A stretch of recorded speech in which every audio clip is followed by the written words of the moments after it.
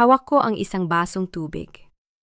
Tinititigan ang sarili kong refleksyon sa nanghinig na ibabaw nito. Maputla ang aking mga labi. Parang bangkay na pilit pinuhay ng mga makhinang nakakabit sa akin. Kim, pirmahan mo na ito dahil wala na rin namang saysay ang pananatili mo sa buhay ko. Ang malamig na boses ni Brian ang bumasag sa katahimikan ng puting silid na ito sa ospital. Ibinagsak niya ang makapal na bundle ng divorce papers sa paanan ng aking kama. Sa ibabaw mismo ng aking mga binti na wala pang pakiramdam matapos ang operasyon. Katatapos lang makuha ang patay kong sanggol mula sa aking sinapupunan. Ang anak na akala ko ay magiging simbolo ng aming pagmamahalan, ngunit naging biktima lamang ng kanyang kataksilan. Brian, kakalabas lang ng bata. Bulong ko, hindi dahil sa lungkot, kundi dahil sa labis na pagkamangha sa kapal ng kanyang mukha. And so, kasalanan mo rin naman, di ba? Singit ni Sofia. Ang aking pinsan na ngayon ay nakatayo sa likod ni Brian, suot ang paborito kong Hermes scarf na hiningi niya sa akin noong nakaraang buwan. Humahakbang siya palapit. May hawak na panyo, at kunwaring pinapahiran ang mga matang wala namang luha. Kung hindi ka naging masyadong ambisyosa sa kumpanya, kung hindi mo pinagot ang sarili mo sa mga audits na yan, sana buhay pa ang tagapagmana ni Brian. You failed him as a wife, Kim. Don't make it harder for everyone. Lumingon si Brian kay Sofia. Ang kanyang mga mata na dati ay puno ng paghanga sa akin, ay ngayon ay puno na ng pagkasuklam. Tama si Sofia. You were too busy being a CEO that you forgot how to be a woman. Ngayong wala na ang bata, wala na ring dahilan para ituloy ang kasal na ito. Sign the papers, and I'll let you keep the house sa Antipolo. Consider it as my final charity. Charity. Ang salitang yon ay parang isang sampal na yari sa yelo. Ang bahay na yon ay binili gamit ang pera ng mga magulang ko. Ang kumpanyang pinapatakbo niya ngayon ay ako ang nagbangon mula sa pagkakalugi habang siya ay abala sa paglalaro ng golf at paggastos sa mga babae niya. Kailangan mo nang pumirma ngayon, Kim. Pagmamadali ni Brian habang tumitingin sa kanyang Rolex. May meeting pa ako sa mga investors sa Manila Yacht Club at si Sofia kailangan na ring magpahinga dahil masama ang pakiramdam niya. Baka siya naman ang magkasakit sa kakaalala sa'yo. Tinitigan ko silang dalawa. Ang lalaking pinag-alayan ko ng 10 taon ng buhay ko at ang pinsang itinuring kong kapatid. Sa loob ko, may isang malakas na tunog ng pagkabasag, hindi ng aking puso, kundi ng huling kadena ng aking pagiging mabuting asawa. Ang init ng galit na kanina ay nagbabaga ay biglang nagmula sa isang napakalamig na lohika. 10 taon ng sakripisyo. 10 taon ng pagtitiis sa gaslighting ni Brian at sa pagiging linta ni Sofia. Lahat ng iyon ay nagtapos sa sandaling ito, sa amoy ng disinfectant at sa lamig ng divorce papers sa aking balat. Isang maikling buntong hininga ang kumawala sa aking mga labi. Hindi ito hikbi. Ito ay ang tunog ng isang taong sa wakas ay nagising mula sa isang mahabang bangungot. Kinuha ko ang ballpen na inabot ni Brian. Hindi nang hinig ang aking kamay. Sa bawat kurit ng tinta sa papel, nararamdaman ko ang pagbabalik ng aking kapangyarihan. Pinirmahan ko ang bawat pahina ng may katumpakan ng isang arkitekto na nagdedemolis ng isang sira-sirang gusali. Pagkatapos ng huling pirma, dahan-dahan kong iniangat ang aking tingin kay Brian. Isang manipis at malamig na ngiti ang sumilay sa aking mga labi. Isang ngiting hindi niya pa nakikita sa buong buhay namin. There, tapos na, sabi ko sa boses na kasing talim ng labaha. Good, magpapadala na lang ako ng tauhan para kunin ang mga gamit mo sa bahay, sabi ni Brian, halatang nagulat sa aking kabilisang pumirma nang hindi man lang nagmamakaawa. Wait, Brian! Pigil ko sa kanya bago siya makatalikod. Bago ka pumunta sa meeting mo sa yacht club, gusto ko lang malaman mo ang kumpanyang ipinagmamalaki mo. Ang lahat ng accounts na ginagamit niyo ni Sofia para sa mga luho niyo? I suggest you check your phone now. Kumunot ang noo ni Brian. What are you talking about? Kinuha niya ang kanyang cellphone sa bulsa. Nakita ko ang unti-unting pagkawala ng kulay sa kanyang muka. Ang kanyang mga kamay ay nagsimulang manginig habang binabasa ang mga notifications na sunod-sunod na pumapasok. Account frozen? Unauthorized access? Kim, anong ginawa mo? Sigaw niya, ang kanyang pagiging gentleman ay biglang naglaho at napalitan ng takot. Tinitigan ko siya ng diretso sa mga mata. Ang aking tinig ay nanatiling banayad, pero puno ng panganib. I didn't do anything illegal, Brian. I just revoked the access of someone who no longer has a position in my company. You see, the divorce papers you just made me sign? They were dated yesterday. Pero ang resignation letter mo as CEO na pirmado mo rin, nang hindi mo binabasa kasama ng mga loan documents nung isang buwan. Na yun lang naging effective. You snake? Susugurin sana ako ni Sofia, pero isang tingin ko lang sa kanya ay napatigil siya. Sophia dear, sabi ko habang dahan-dahang humihilik sa aking unan. Yung scarf na suot mo, huwag mong kalimutang ibalik sa guard paglabas mo. It's technically stolen property now. And Brian, huwag kang mag-alala sa meeting mo. Pinadala ko ng assistant ko para ipaalam sa kanila na ang kumpanya ay nasa ilalim na ng forensic audit. Good luck explaining the missing 50 million pesos to the board. Naniga sila sa kanilang kinatatayuan.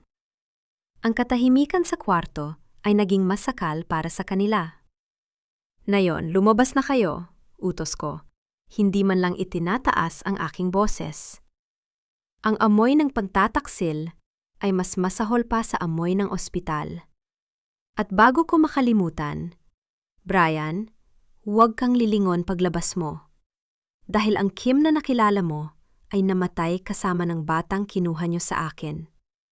Ang Kim na kaharap mo ngayon, siya ang sisiguradong wala kayong matitirgan kahit 5. Nang makaalis sila na parang mga basang sisiw, agad kong kinuha ang aking personal na laptop mula sa ilalim ng unan. Ang aking puso ay tumitibok ng mabilis, pero ang aking isip ay kasing linaw ng kristal. Nagdial ako ng isang numero. Hello, Attorney Santos? Ituloy ang plano. Lipat ang lahat ng assets sa Baguio branch at pakihanda ang sasakyan. Aalis ako rito sa loob ng 1 oras. Ibinaba ko ang telepono at tumingin sa bintana. Ang langit ay nagbabadya ng ulan, pero sa unang pagkakataon sa loob ng maraming taon, naramdaman ko ang tunay na init. Hindi ito init ng pag-ibig, kundi ang alab ng isang bagong simula na itinayo sa abo ng aking nakaraan. Ang bangunang mga puno ng pino ay humahalo sa lamig ng simoy ng hangin. Tila isang gamot na dahan-dahang nagpapahilom sa mga sugat na hindi nakikita ng mata.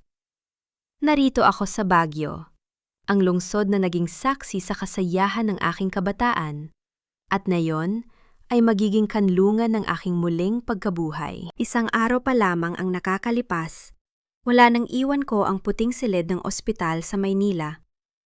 Hindi ako nagpaalam. Hindi ako nag-iwan ng bakas. Sa tulong ni Attorney Santos, isang pribadong ambulansya ang nagdala sa akin, palabas ng gusaling iyon, bago pa man makabalik si Brian kasama ang kanyang mga abogado. Hinayaan ko silang maghabol sa anino ng isang babaeng wala na roon. Habang umaayat ang sasakyan sa palikulikong daan ng Cannon Road, pinanood ko ang paglamon ng makapal na ulap sa kapatagan. Doon ko iniwan ang lahat.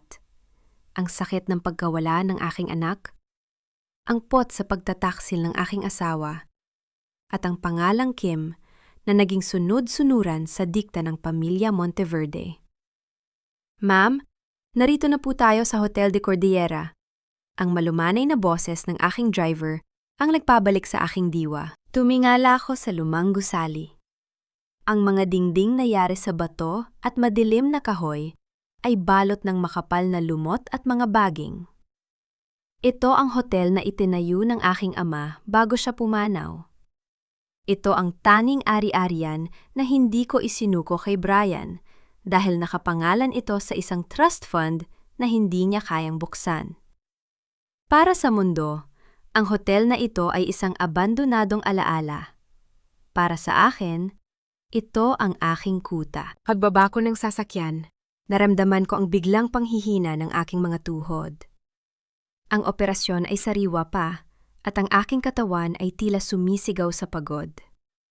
Muntik na akong mawalan ng balanse. Ngunit bago pa man humalik ang aking mukha sa malamig na semento, isang matipunong braso ang sumalo sa akin. Naramdaman ko ang init ng kanyang palad sa aking siko. Isang matatag at protektibong hawak na matagal ko nang hindi nararamdaman. Ayos ka lang ba, miss?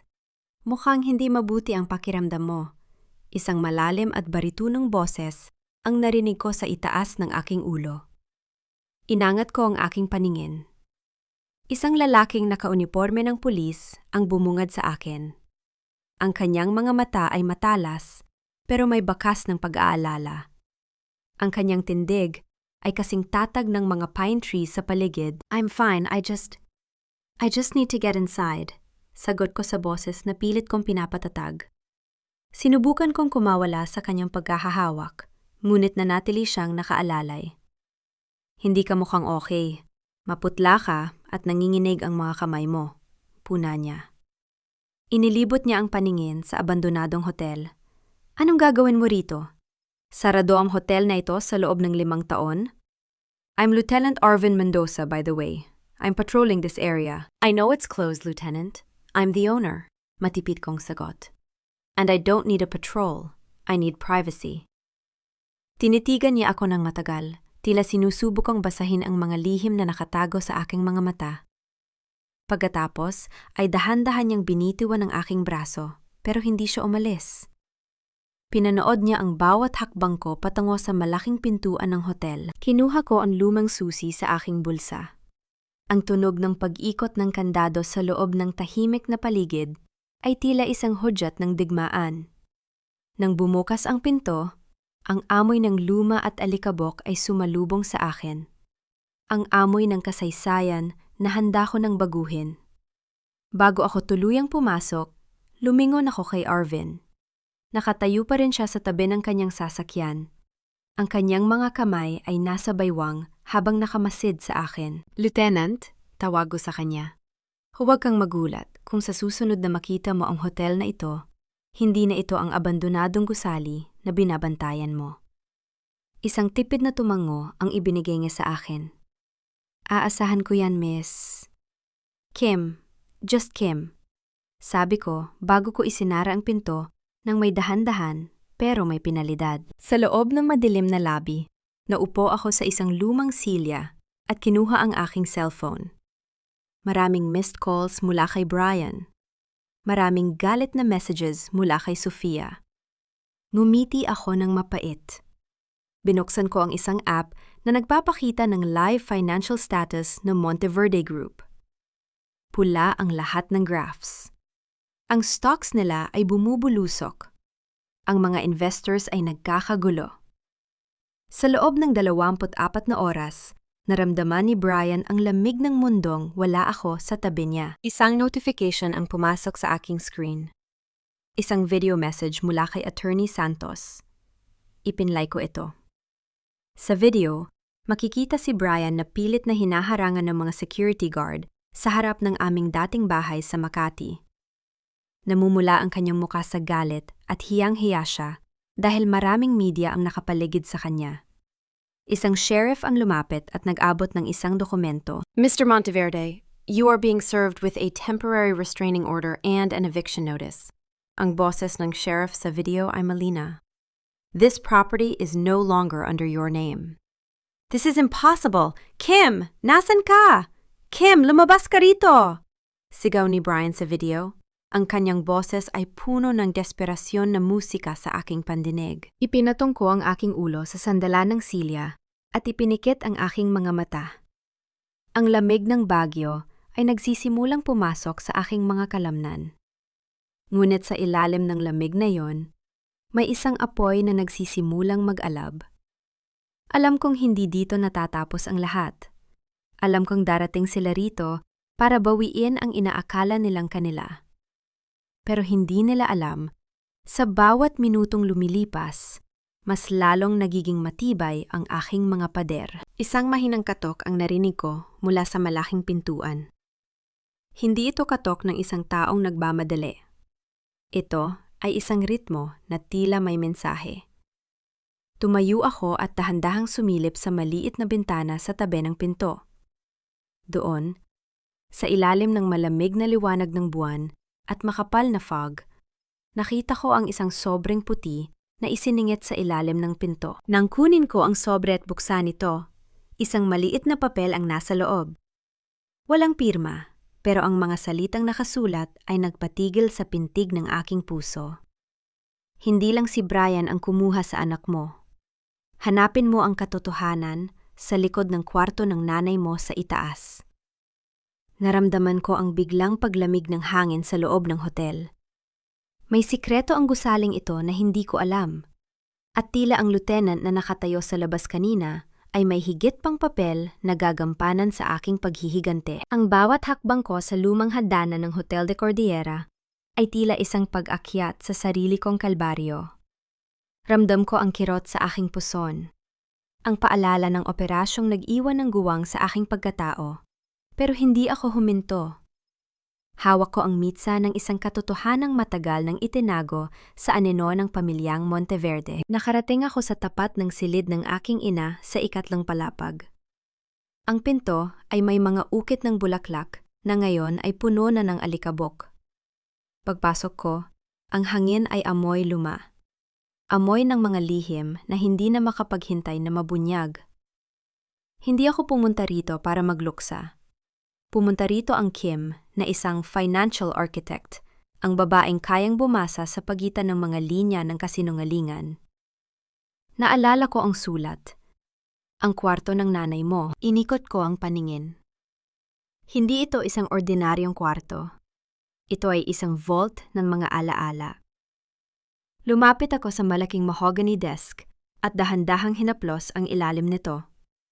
Doon, naramdaman ko ang isang maliit na uka, isang pindot, at isang lihim na drawer ang bumukas ng walang ingay.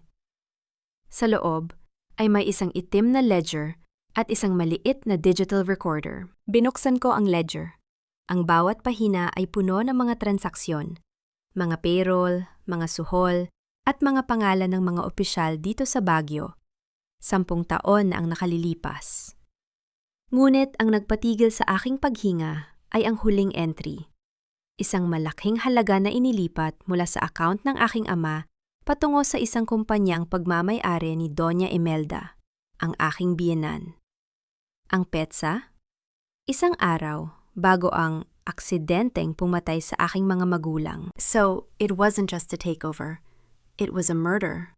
Bulong ko sa sarili. Ang aking boses ay walang pang-inginig. Kasing lamig ng hangin pumapasok sa nakabukas na bintana. Isang malakas na katok sa ibaba ang bumasag sa aking konsentrasyon. Hindi ito katok ng isang kaaway. Ito ay awtoritadong pagkatok. Tinala ko ang ledger at bumaba. Binuksan ko ang pinto at doon ay muling tumambad sa akin si Lieutenant Arvin Mendoza. Ngayong gabi, wala siyang suot na jacket. Tanging ang kanyang asul na uniporme na nagpapakita ng kanyang malapad na balikat. Lieutenant, gabi na para sa isang patrol. Bungad ko, habang nakasandal sa hamba ng pinto. Pinatigas ko ang aking mukha. Itinatago ang anumang bakas ng pagod o sakit. I saw lights from the 3rd floor, Miss Kim. Sabi mo, sarado ang hotel na ito, pero parang busy ka masyado sa loob. Diretso niyang sagot. Ang kanyang mga mata ay dumapo sa ledger na hawak ko. Ano yan? Trabaho, Lieutenant. Something you wouldn't understand unless you're into forensic accounting. Mitya ko. Pumasok siya sa loob nung hindi nagpapaalam. Isang kilos na dapat ay ikinagalit ko, pero hinayaan ko. Inilibot niya ang paningin sa madilim na lobby. You shouldn't be here alone. Lalo na't alam kong hinahanap ka na ng mga tauhan ni Brian Monteverde sa Maynila.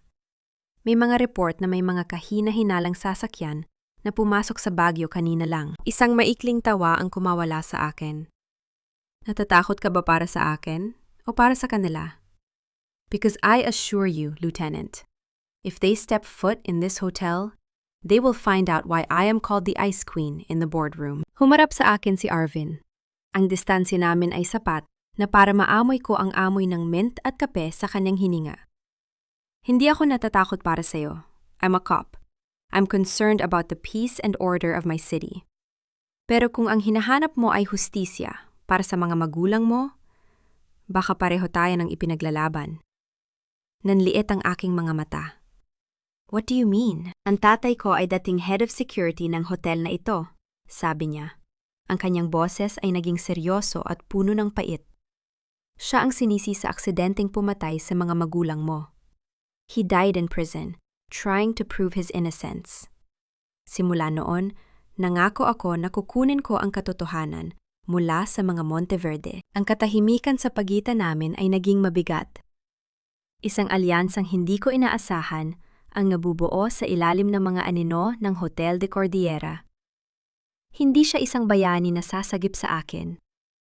Siya ay isang kasama sa digmaan. Kung ganon, Lieutenant, sabi ko habang binubuksan ang ledger sa isang pahinang may pangalang Mendoza.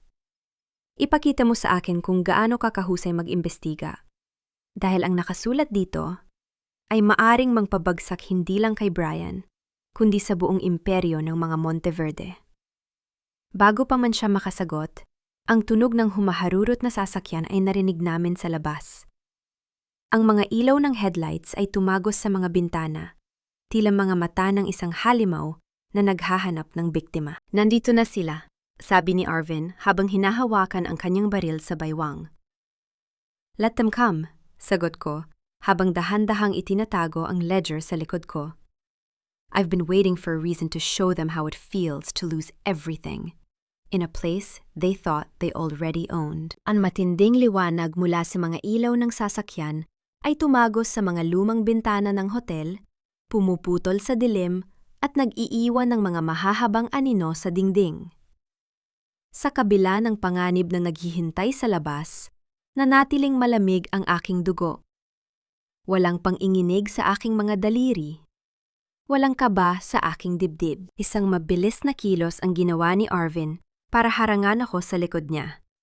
Ang kanyang kamay ay nakahawak pa rin sa hawakan ng kanyang baril. Manatili ka rito, Kim.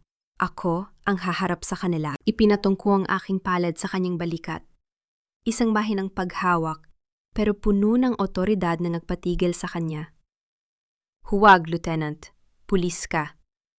Ang anumang maling galaw mo rito ay pwedeng gamitin ng pamilya Monteverde para baligtarin ang sitwasyon at sabihing pinoprotektahan mo ako ng ilegal. This is my house. Let me handle my trash. Bumukas ang pinto ng sasakyan sa labas. Narinig ko ang mabibigat na yabag ng tatlong lalaking bumaba. Ang mga sapatos nila ay lumilihan ng basang tunog sa nakatumpok na dahon sa semento. Hindi si Brian ang bumaba. Ito ang kanyang paboritong enforcer, si Ernesto, ang matagal ng matapobreng right-hand man ni Doña Imelda. Pumwesto ako sa tapat ng pintuan bago pa man sila makatuktok. Dahan-dahan kong binuksan ang pinto, sapat lang para makita nila ang aking mukha sa ilalim ng malamig na liwanag ng buwan. Ilang taon ka na sa serbisyo ng pamilya Monteverde, Ernesto? At hanggang ngayon, hindi mo pa rin natututuhang magbel bago pumasok sa pribadong ari-arian? Ang aking boses ay pumutol sa malamig na hangin ng gabi. Walang anumang bakas ng takot. Natigilan si Ernesto. Ang kanyang mayabang na lakad ay huminto nang makita niya ako. Akala siguro niya ay makikita niya ang isang babaeng nagluluksa, umiiyak sa gilid ng kama matapos makunan. Pero ang kaharap niya ngayon ay isang reyna na nakatayo sa sarili niyang kastilyo. Ma'am Kim, bati ni Ernesto. Pilit na ginagawang formal ang boses, kahit halatang nagulat. Ipinadala ako ni Doña Imelda. Nag-aalala siya sa kalagayan mo matapos mong umalis sa ospital nang walang paalam. Pinapakuha niya ang mga susi ng Hotel de Cordillera at ang mga dokumentong dinala mo mula sa opisina. Sabi niya, hindi ka raw nasa tamang pag-iisip dahil sa nangyari sa anak mo. Isang maikling tawa ang kumawala sa aking mga labi. Isang tunog na walang kaunting saya kasing lamig ng yelo sa ibabaw ng bundok. Nag-aalala? O natatakot? Dahan-dahan kong ihinambalos ang pinto, pabalik ng kaunti, para ipakita si Arvin na nakatayo sa likod ko, suot ang kanyang buong uniforme at ang matalas niyang tingin. Sabihin mo kay Doña Imelda na kung gusto niyang kumpiskahin ang hindi sa kanya, huwag siyang mapapadala ng mga utusan sa gitna ng gabi. Magpadala siya ng abogado at siguraduhin niyang may dala silang warrant dahil ang kasama ko rito ay ang Chief Inspector ng local precinct. Nanlit ang mga mata ni Ernesto nang makita si Arvin. Tumingin siya sa akin, pagkatapos ay sa pulis na nakatayo sa likod ko. Hindi mo alam ang ginagawa mo, Kim. Si Doña Imelda ang humahawak ng kalahati ng board members ng kumpanya. Sa Manila, ginagawa ka na nilang kriminal sa media. Sinisira mo ang pangalan ng pamilya. I am not destroying the Monteverde name, Ernesto. I am wiping it out, sagot ko habang nakatingin ng diretso sa kanyang mga mata. Ngayon, umalis ka na sa lupa ko bago ko ipaaresto ang buong grupo mo para sa trespassing at attempted harassment.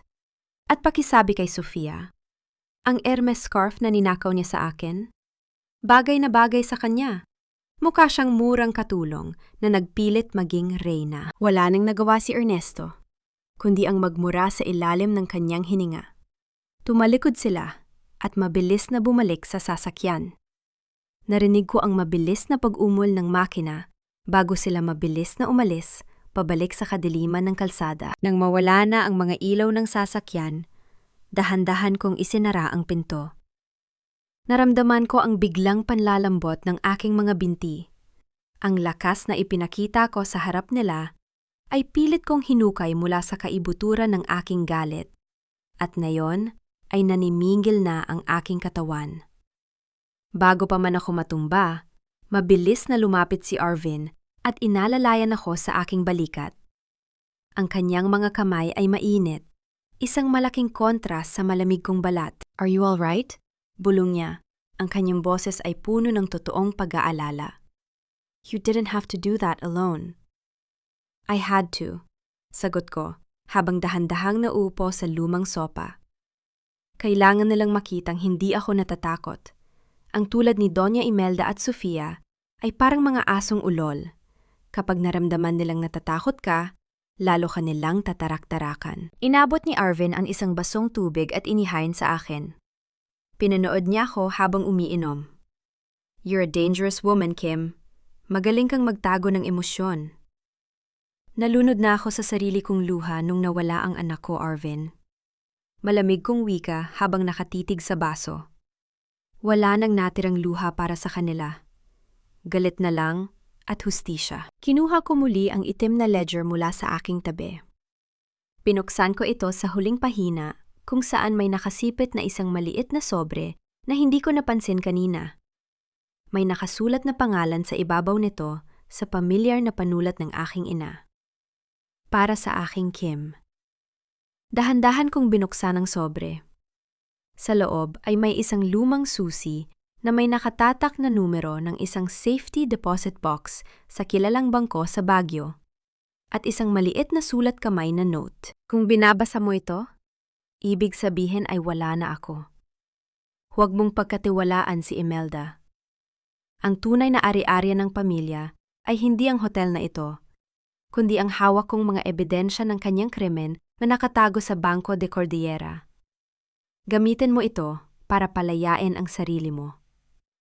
Tumingin ako kay Arvin.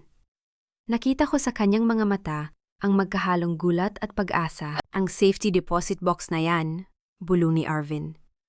Yan ang hinahanap ng tatay ko bago siya ikulong. Ang akala ng pamilya Monteverde ay nasunog ang mga ebidensya kasama ng kotse ng mga magulang mo. Hindi nila alam na bago pa manaw ang nanay ko, na iligtas niya ang lahat. Sagot ko habang mahigpit na hinahawakan ng susi. Ngunit bago pa man kami makapagplano ng aming susunod na hakbang, biglang tumunog ang cellphone ni Arvin. Sinagot niya ito at sa bawat segundong lumilipas, nakita ko ang pagdidilim ng kanyang mukha. Inalayo niya ang telepono sa kanyang tainga at tumingin sa akin ng may mabigat na emosyon. Kim, nakatanggap lang ako ng balita mula sa precinct. Sabi ni Arvin. Ang kanyang boses ay may halong babala. Naglabas ng pahayag si Doña Imelda sa pambansang telebisyon. Inihayag niya na nawawala ka raw at may malubhang karamdaman sa pag-iisip matapos makunan. Nag-alok siya ng 5 milyong piso para sa sinumang makakapagturo sa kinaroroonan mo. At idineklara niyang ang buong Hotel de Cordillera ay ibebenta na sa isang foreign bidder bukas na bukas din. Napatayo ako mula sa sopa. Ang lakas ng aking galit ay muling sumiklab. Ibebenta niya ang lupain ng mga magulang ko? Malamig kong tanong. Oo, at ang masama pa nito, Kim. Huminto si Arvin at tumingin sa akin ng diretsyo. Ang bidder na bibili ng hotel bukas ay ang kumpanyang pagmamay-ari ng pamilya ni Sofia. Plano nilang gipitin ka bago mo pa mabuksan ang safety deposit box sa bangko. Mula sa maliit na screen ng telebisyon sa lobby ng hotel, pinapanood ko ang circus na ginagawa ni Doña Imelda. Suot ang kanyang itim na terno at hawak ang isang mamahaling panyo, humaharap siya sa mga kamera ng may kasamang pekeng luha. Nawawala ang aking manugang. Ang kanyang boses ay nanginginig sa screen. Natatakot kami na baka kung ano na ang magawa niya sa sarili niya dahil sa depresyon. Please, kung sino man ang makakita kay Kim, tulungan niyo siyang makabalik sa amin. Isang mapait na tawa ang kumawala sa aking lalamunan. Ang galing umarte. Kung hindi ko lang alam na siya ang utak sa likod ng pagbagsak ng aking mga magulang, baka naniwala pa ako. 5 milyong piso para sa ulo ko? Masyado namang mura ang tingin ni Doña Imelda sa akin.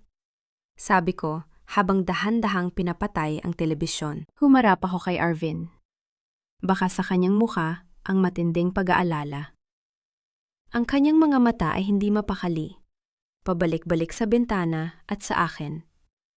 Kim, hindi ito biro. Ang 5 milyon ay malaking pera. Kahit ang mga kasamahan ko sa presinto, baka matukso kapag nalaman na narito ka. Kailangan nating kumilos bago sumikat ang araw. Hayaan mo silang maghanap, Arvin. Sagot ko habang kinukuha ang aking itim na trench coat. Ang taong akala nila ay baliw, siya ang sisiguro na bukas ng umaga. Sila ang mawawala ng katinuan. Lumabas kami sa likod ng hotel, umiiwas sa anumang liwanag na maaring makatawag ng pansin. Ang dagundong ng makina ng sasakyan ni Arvin ay tila isang babala sa katahimikan ng gabi. Habang binabaybay namin ang malaputik na daan, patungo sa kabayanan ng Bagyo, ang aking isip ay abala sa pagbuo ng mga susunod na hakbang. Hindi ako papayag na ibenta nila ang hotel na ito. Hindi sa ilalim ng aking paningin. Eksaktong 9:09 ng umaga nang huminto ang sasakyan ni Arvin sa tapat ng Banco de Cordillera. Ang hangin ay malamig, pero ang aking balat ay nagbabaga sa determinasyon. Pagbaba ko, ramdam ko ang mga tingin ng mga tao sa paligid. Alam kong nakita na nila ang mukha ko sa balita. Pero sa halip na yumuko, mas lalo kong itinaas ang aking no. Isinuot ko ang aking itim na salamin at pumasok sa loob ng may otoridad. Good morning. I am Kim Monteverde. I need to access my family's safety deposit box, diretsong sabi ko sa bank manager na agad namutla nang makita ako. Pero, Ma'am Kim, ang balita po, sabi ni Doña Imelda. Ang balita ay isang kwento, Mr. Ramos. Ang hawak ko ay ang orihinal na titulo at ang susi na iniwan ng aking ina. Pinatong ko ang mga dokumento sa mesa niya nang may lakas na naglika ng matunog na pagbagsak ng papel. Kung pipigilan mo ako, sisiguraduhin kong sa oras na matapos ang forensic audit sa bangkong ito, ikaw ang unang mananagot sa pagtatago ng mga illegal na transaksyon ng mga Monteverde. Do you want to gamble your career for a woman who is about to lose everything? Sa takot, mabilis na tumayo ang manager at dinala ako sa ilalim ng vault. Ang tunog ng pag-ikot ng malaking bakal na pinto ay tila isang kumpas ng tagumpay. Sa loob ng maliit na metal na kahon, natagpuan ko ang hinahanap ko. Hindi lang ito mga ebidensya ng korupsyon. Ito ang huling testamento ng aking ama. Isang dokumentong nagsasaad na ang Hotel de Cordillera ay hinding-hindi maaaring ibenta o ilipat sa ibang pangalan hanggat buhay ang kanyang nag-iisang tagapagmana. Katsa, bulong ko. 10:00 ng umaga. Ang lobby ng Hotel de Cordillera ay puno na ng mga tao. Naroon si Doña Imelda, suot ang kanyang pinakamahal na alahas, kasama si Sofia na abot langit ang ngiti habang kausap ang mga foreign investors. May mga pirmahan ng nagaganap, may mga champagne na nakahanda. And now for the final signature to officially transfer the ownership of this historic hotel to the Vera Group, anunsyo ng host. Dahan-dahan kong itinulak ang malaking pinto ng lobby. Ang tunog ng pagtama ng pinto sa dingding ay nagpatahimik sa buong silid. Lahat ng mata ay bumaling sa akin. The sale is over. Ang aking boses ay umalingaw-angaw sa buong lobby, kasing talim ng kidlat. Nanlaki ang mga mata ni Sofia. Kim? Anong ginagawa ng baliw na ito rito? Security! Ilabas niyo siya! She's mentally unstable! Humakbang ako palapit sa gitna. Bawat tunog ng aking sapatos sa marmol na sahig ay tila isang pagbilang ng kanilang katapusan. Mentally unstable? O masyado lang akong matalino para sa inyong dalawa? Gumingon ako kay Doña Imelda na ngayon ay pilit na itinatago ang panginginig ng kanyang mga kamay. Imelda, ang hotel na ito ay hinding-hindi mo maibebenta. Dahil ayon sa huling testamento ng tatay ko, nakakakuha ko lang sa bangko, ang anumang transaksyong gagawin mo nang wala ang aking pirma ay ituturing na fraud. At ang foreign investors na kausap mo?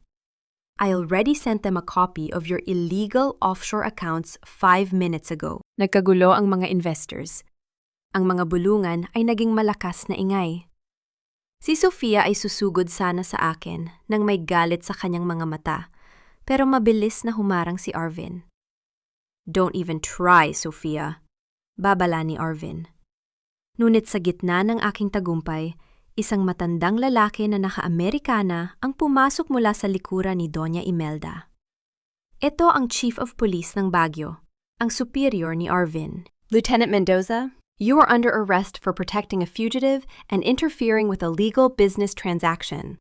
Ang boses ng chief ay puno ng kapangyarihan. At ikaw, Kim, sumama ka sa amin ng maayos. Ang medical team ay naghihintay na sa labas para dalhin ka sa psychiatric facility sa Maynila. May warrant kami na pirmado ng korte. Numiti ng mapait si Doña Imelda habang pinupunasan ang kanyang kunwaring luha. Sabi ko sa iyo, Kim, sa pamilyang ito, walang nananalo sa akin. Dalhin na siya. Naramdaman ko ang paghawak ng mga pulis sa aking magkabilang braso. Tumingin ako kay Arvin na ngayon ay pinapustahan na rin ng posas. Ang rurok ng aking tagumpay ay biglang gumuho sa isang iglap. Pero habang hinihila ako palabas, naramdaman ko ang maliit na recorder sa loob ng aking bulsa na kanina pa nakabukas, na itatala ang bawat salita ng pag-amin ni Imelda. Ang malamig na bakal ng posas ay humalik sa aking mga pulso. Isang mariing paalala na sa bansang ito, ang katotohanan ay madalas na nilulunod ng kapangyarihan. Ramdam ko ang bawat gasgas ng metal sa aking balat. Ngunit sa halip na manginig, ang aking katawan ay tila naging isang estatwa ng yelo. Hindi ako tumingin sa mga pulis. Hindi ko tiningnan ang Chief of Police na halatang binayaran ng ginto para baluktutin ang batas. Ang tanging tinitigan ko ay si Doña Imelda. Kawawang Kim, bulong niya habang lumalapit sa akin. Ang amoy ng kanyang mamahaling Chanel numero 5 ay tila lason na humahalo sa hangin. Inayos niya ang bahagyang gulo kong buhok ng may peking pag-aalaga, habang ang kanyang mga mata ay nagminingning sa tagumpay. Sabi ko naman sa'yo, Iha, ang pag-iisip mo ay marupok. Masyado kang nabulag ng galit, kaya hindi mo na alam ang realidad. Huwag kang mag-alala. Sa psychiatric facility, matutulungan ka nilang makalimot. Don't touch her, sigaw ni Arvin. Narinig ko ang kalansi ng kanyang mga posas habang pilit siyang kumakawala sa 2 pulis na humahawak sa kanya. Chief, alam mong illegal ito? Wala kayong basehan para ituring siyang mentally unstable. Isang malakas na sampal ang dumapo sa mukha ni Arvin mula sa Chief of Police. Ang tunog ng palad na tumama sa pisingi ay umalingaw-ngaw sa buong lobby. Nanatili akong tahimik. Pinanood ko ang bawat galaw nila. Iniipon ko ang bawat piraso ng kanilang kasalanan sa aking isipan. Lieutenant? O dapat ko bang sabihing dating, Lieutenant? Ang pagkutya ng chief ay puno ng lason. Ang badge mo ay kukunin ko na. You chose the wrong side, Mendoza.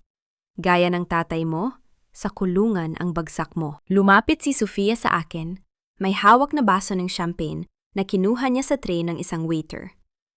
Tumingin siya sa akin mula ulo hanggang paa, isang mapang-aping tingin na tila ba isa akong dumi sa kanyang sapatos. Sayang ka, Kim, sabi ni Sofia, bago dahan-dahang itinigil ang baso at ibinuhos ang malamig na alak sa aking balikat. Ang lagkit ng champagne ay gumuhit sa aking trench coat, pababa sa aking mga kamay na nakaposas. You had everything. You were the CEO. Pero ngayon, isa ka nalang baliw na babaeng itatapon sa isang madilim na kwarto. Don't worry, aalagaan ko ng mabuti si Brian. At ang hotel na ito? Gagawin ko itong pinakasikat na kasino sa Baguio. Papatayin ko ang lahat ng alaala ng mga magulang mo rito. Huminga ako ng malalim. Ang lamig ng alak sa aking balat ay nagpatahimik sa huling hibla ng aking awa. Tumingala ako at tinitigan si Sofia ng diretso sa kanyang mga mata. Isang tinging kasing talim ng isang panghiwa ng karne. Isang baso lang ng champagne, Sofia? Ang boses ko ay mababa, malalim, at walang kaunting takot. Masyado kang matipid sa pagdiriwang. Dahil bukas, kahit isang basong tubig, baka hindi mo na kayang bayaran. Ano ka mo? Susugurin sana ako ni Sofia, pero pinigilan siya ni Imelda. Dahan-dahan akong humarap kay Doña Imelda. Ang kanyang ngiti ay biglang naglaho nang makita ang kawalan ng takot sa aking mukha. Imelda, alam mo ba kung bakit sa lahat ng branch ng bangko sa Banco de Cordillera ko iniwan ang susi? Tanong ko. Hindi dahil sa security nila, kundi dahil ang bank manager na si Mr. Ramos ay isang taong takot sa sarili niyang anino. At habang pinapanood mo ang palabas na ito, ang lahat ng dokumentong nakuha ko kanina ay na-upload na sa isang cloud server na nakaprogram para mag-send sa National Bureau of Investigation kapag hindi ko na i-enter ang aking passcode bawat 2 oras. Namutla si Imelda. Ang kanyang mga labi ay bahagyang nanginig. Nagsisinungaling ka! Wala kang kakayahang gawin yan habang nga sa ospital ka. Mali ka, singit ni Arvin. May bahid ng dugo sa kanyang labi pero may ngiti ng tagumpay. Habang inaakala nyo na nagtatago lang si Kim, inayos namin ang lahat ng digital trail nyo. Chief, baka gusto mong tingnan ang phone mo. May bago kang notification mula sa Internal Affairs. Isang tunog na notification ang narinig mula sa bulsa ng chief. Ang kanyang kumpiyansa ay biglang napalitan ng pag-aalinlangan. Hindi ito maaari, sigaw ni Imelda. Chief, dalhin na sila rito. Na yun na. Hinila ako ng 2 pulis patungo sa labas ng lobby. Ang ulan ay nagsimulang pumatak, malalaki at malalamig, na butil na humahampas sa aking mukha. Isang itim na van ang naghihintay sa labas. Ang mga pintuan nito ay nakabukas, na parang bunganga ng isang halimaw. Bago nila ako itulak papasok, lumingon ako sa huling pagkakataon. Nakita ko si Brian na kapapasok lang sa gate ng hotel. Hingal na hingal siya. Gulo-gulo ang buhok, at halatang galing sa isang mahabang takbuhan. Kim! Nasaan ang mga codes? Sigaw ni Brian habang tumatakbo palapit sa akin. The accounts! Everything is being drained! Kim, pigilan mo ito. Hindi ko nahawak ang mga codes, Brian. Malamig kong sagot, habang ipinapasok ako sa loob ng van. The system is autonomous now. Ang kumpanyang ninakaw mo sa akin ay dahan-dahang kinakain ang sarili nito. Every second you stay here, you lose another million. Ilabas niyo siya rito! Kim! Ang huling sigaw ni Brian bago isara ng pulis ang pinto ng van nang may malakas na tunog. Sa loob ng van, madilim at masikip. Katabi ko si Arvin. Ang aming mga balikat ay magkadikit. Sa gitna ng takot at panganib, naramdaman ko ang kanyang katatagan. May plano tayo, di ba? Bulong ni Arvin sa gitna ng kadiliman. Always, sagot ko. Ngunit habang umaandar ang van palayo sa hotel, isang malakas na pagpreno ang naganap. Ang katawan namin ay sumubsob sa harap. Narinig ko ang sigawan ng mga pulis sa labas at ang tunog ng mabilis na pagtakbo ng mga tao. Bumukas ang pinto ng van at ang nakita ko ay hindi ang chief of police, kundi si Ernesto, ang tauhan ni Imelda, na may hawak na isang itim na injection. Pasensya na, Ma'am Kim. Ang boses ni Ernesto ay puno ng tuso. Sabi ni Doña Imelda, mas mabuti ra kung hindi ka na makakarating sa psychiatric facility ng gising. Masyado ka raw kasing madaldal. Itinutok niya ang karayom sa aking leeg. Ang hulin nakita ko bago dumilim ang lahat ay ang desperadong mukha ni Arvin na pilit akong inaabot, habang ang van ay mabilis na humaharurot patungo sa isang bangin sa gilid ng bundok ng Baguio. Naramdaman ko ang paglamig ng aking mga ugat. Isang kakaibang sensasyon na tila dahan-dahang binabalot ng yelo ang aking kamalayan. Ang mukha ni Ernesto ay unti-unting lumalabo, nagiging isang madilim na anino sa gitna ng nag-uumpisang dilim sa aking paningin. Ngunit sa kabila ng epekto ng gamot, ang aking isip ay pilit na kumakapit sa huling hibla ng realidad. Hindi ako pwedeng mawalan ng malay. Hindi sa oras na ito. Kim! Kim! Lumaban ka! Ang boses ni Arvin ay tila nanggagaling sa ilalim ng tubig, malayo at mahina. Narinig ko ang kalansing ng bakal. Gamit ang huling lakas na mayroon siya, nakita kong pilit na isinasadsad ni Arvin ang kanyang posas sa matalim na gilid ng upuang bakal ng van. Ang tunog ng pagkiskis ng metal ay nagbibigay ng kakaibang kaba sa loob ng sasakyan. Sa isang iglap, narinig ko ang tunog ng pagkaputol ng lock, isang tunog ng kalayaan sa gitna ng kamatayan. Walang hiyang pulis na to, sigaw ni Ernesto. Susuguri niya sana si Arvin, ngunit ang sasakyan ay biglang gumiwang ng malakas. Ang ingay ng mga gulong na pilit kumakapit sa madulas na kalsada ng bundok ay umalingaw-ngaw sa paligid.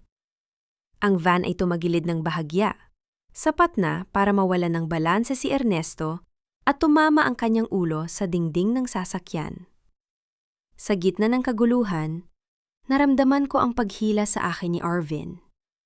Niyakap niya ako ng mahigpit, ginagamit ang kanyang sariling katawan bilang kalasag laban sa anumang impact. Ang huling naramdaman ko bago ang malakas na pagyanig ay ang pagbagsak ng van sa mga malalagong baging at puno sa gilid ng bangin.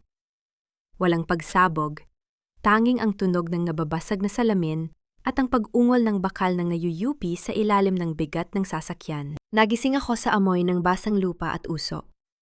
Malamig. Napakalamig. Ang bawat bahagi ng aking katawan ay tila tinatarakan ng libu-libong karayom.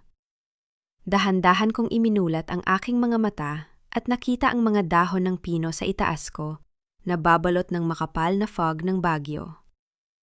Kim, salamat sa Diyos, gising ka na. Bulong ni Arvin. Nakatabi siya sa akin, nakasandal sa isang malaking puno. Ang kanyang uniporme ay punat-punat at may bakas ng tuyong dugo sa kanyang noo. Pero ang kanyang mga mata ay nananatiling matalas at puno ng buhay. Iniligtas niya ako. Kinaladkad niya ako palabas ng van bago pa man ito tuluyang mahulog sa mas malalim na bahagi ng bangin. Nasaan? Nasaan sila? Tanong ko.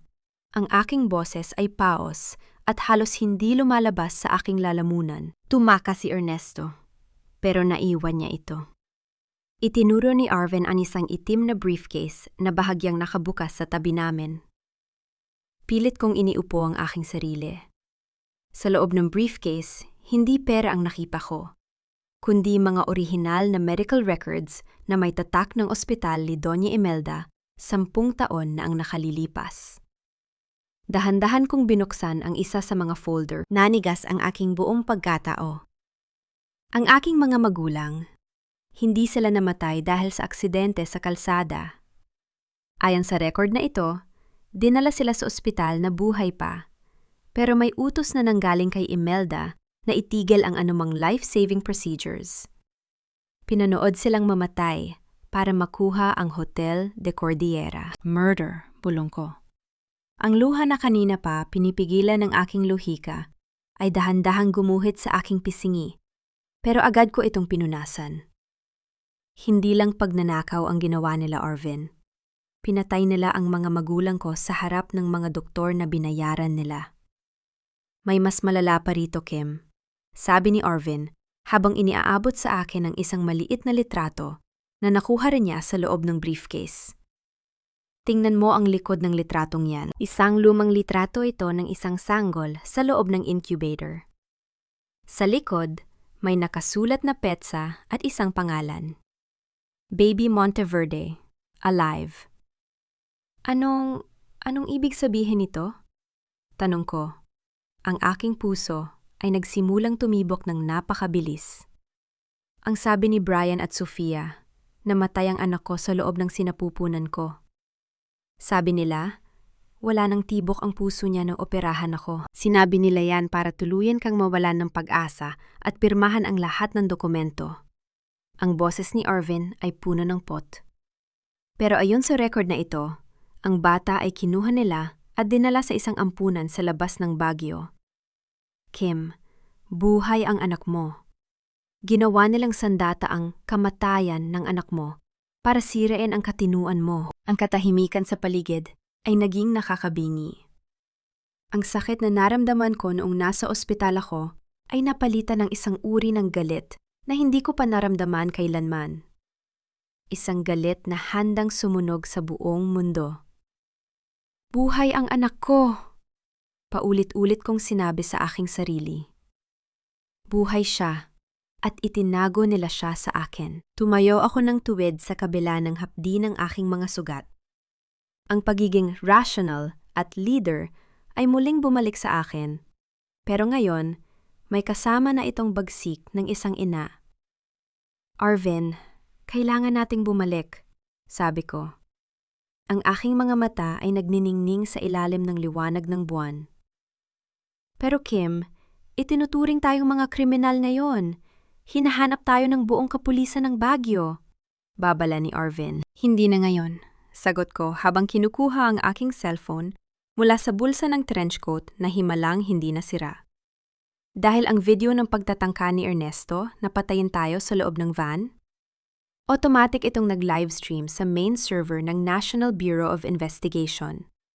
Habang inaakala ni Imelda na patay na tayo, ang mga warrant of arrest para sa kanya at kay Brian ay niluluto na sa Maynila. Ngunit sa gitna ng aming pagpaplano, isang familiar na tunog ng helicopter ang narinig namin sa itaas. Ang matinding liwanag ng searchlight ay tumama sa aming kinaroroonan. Kim! Arvin! Isang boses mula sa megaphone ang umalingaw-ngaw. Hindi ito pulis. Ang helicopter ay may tatak ng Vera Group, ang kumpanya ng mga foreign investors na kausap ni Sofia kanina. Bumaba ang isang hagdan na yari sa lubid. Isang lalaking naka-Amerikana ang sumilip mula sa itaas. Ito ang lead investor na pinadalhan ko ng ebidensya ng korupsyon ni Imelda. Miss Monteverde, we don't like being cheated. Sumama kayo sa amin. May regalong naghihintay sa inyo sa aming safe house. Sigaw niya. Nung makarating kami sa itaas at pumasok sa loob ng helicopter, lumingon ako sa huling pagkakataon sa bangin kung nasaan ang wasak na van. Doon ko iniwan ang huling piraso ng aking kahinaan. Saan tayo pupunta, Kim? Tanong ni Arvin. Tinitigan ko ang litrato ng aking anak na hawak ko. Pupunta tayo sa ampunan. At pagkatapos, pupunta tayo sa kasal ni Brian at Sofia. Dahil gusto kong ako mismo ang mag-abot ng regalo ko para sa kanilang unyon. Anong regalo? Tanong ng investor. Ang katotohanang sila ang papalit sa kinalalagyan ng van na yon sa ilalim ng bangin. Malamig kong sagot. Ang bawat ikot ng ilis ng helicopter ay tila sumasabay sa pintig ng aking puso. Mabilis, marahas, at puno ng pag-asa. Sa ibaba, ang mga ilaw ng Baguio ay tila mga hiyas na nakakalat sa madilim na pelus ng gabi. Ngunit hindi ang ganda ng lungsod ang nasa isip ko. Hawak ko ng mahigpit ang litrato ng aking anak, ang kaisa-isang piraso ng katotohanang itinago nila sa akin sa loob ng madilim na kabanata ng aking buhay. Miss Monteverde, malapit na tayo sa kinaroroonan ng Bahay ng Pag-asa, anunsyo ng lead investor ng Vera Group. Ang kanyang boses ay malamig at formal, ngunit ramdam ko ang kanyang suporta. Tandaan mo, ang mga taong nagpapatakbo ng ampunang ito ay nasa ilalim ng payroll ni Doña Imelda. Hindi sila susuko ng walang laban. Hindi rin ako napunta rito para makipagnegosasyon. Sagot ko habang inaayos ang aking trench coat. Tiningnan ko si Arvin na nakaupo sa tapat ko. Sa kabila ng kanyang mga sugat, ang kanyang tingin ay nanatiling matatag. Siya ang aking sandigan sa gitna ng bagyong ito. Nang lumapag ang helicopter sa isang bakanteng lote, malapit sa lumang gusali ng ampunan, ang hangin ay naging mas malupit. Ang fog ay tila mga kamay na pilit kaming hinahatak pabalik, ngunit dire-diretso ang aking lakad. Ang tunog ng aking sapato sa damuhan ay tila isang babala sa sinumang haharang sa akin.